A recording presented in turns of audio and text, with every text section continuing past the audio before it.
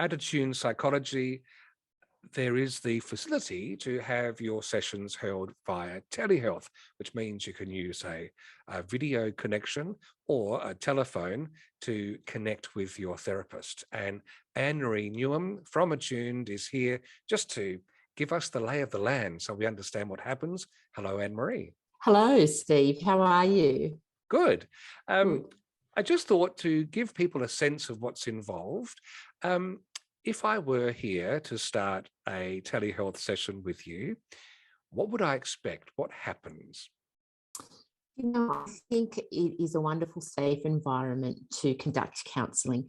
So a lot of people like to be sitting in the comfort of their own home, sometimes even in the comfort of their own car, somewhere where they feel completely, safe, alone, and they can have a very confidential conversation. I think there's a lot of positives in that. They can explore those feelings. And a lot of people say, I'm really glad, by the end of the session that I now don't have to walk down the street or I don't have to go and do anything. And I think that is a huge benefit. And I always recommend having, a 10 or 15 minute, time for themselves, if that's possible, after our session, just so they can have a bit of a think and a bit of a calm down. So I don't actually see too many negatives with telehealth, only positives, Steve. Alexandra Frost from Attuned, our leader, she wrote a reflection in which she also noticed that having familiar items around can actually be helpful as part of the session.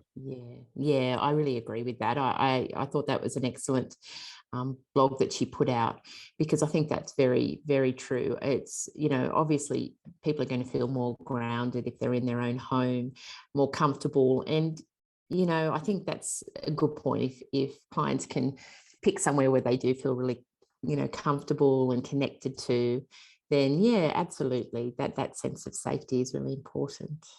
Now, the experience when you're having a session is slightly different to this. We're using Zoom at the moment for this interview, but when you have Yes. a counselling session, it is using a completely secure and confidential bit of software, one that's been endorsed by many of the allied health sectors. That's right. Is there anything to bear in mind as far as maintaining that confidentiality and comfort, especially from the client's end? Yeah, I mean, I always wear these. I always wear the headphones, and I definitely recommend that for clients as well, because even if someone walks in, they can't hear me, they can't, that is limited. But just, yeah, that's right. I'm giving it a bit of forethought about where is somewhere where I can shut the doors and where it won't be a thoroughfare of family or, yeah. So, yeah, that's right. Just to make yourself feel that you're in a safe, confidential space. Yeah.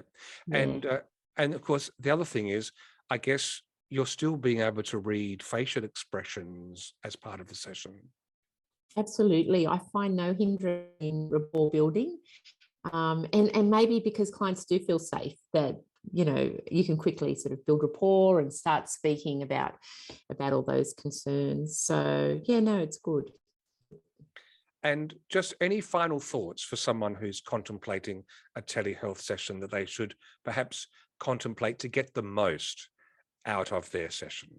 Yes, I think telehealth is ideal because you can choose a time and a place that is right for you.